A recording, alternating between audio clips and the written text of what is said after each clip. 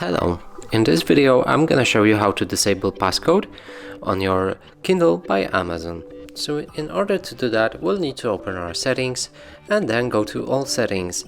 Now select the device options and from here find device passcode. Press on it and here turn off passcode. It will ask you for your passcode yet again, so simply enter the one that you know and then press OK.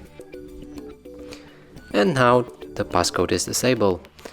And that's it for this video. Hope you like it. Please consider subscribing to our channel, leave a like and a comment below.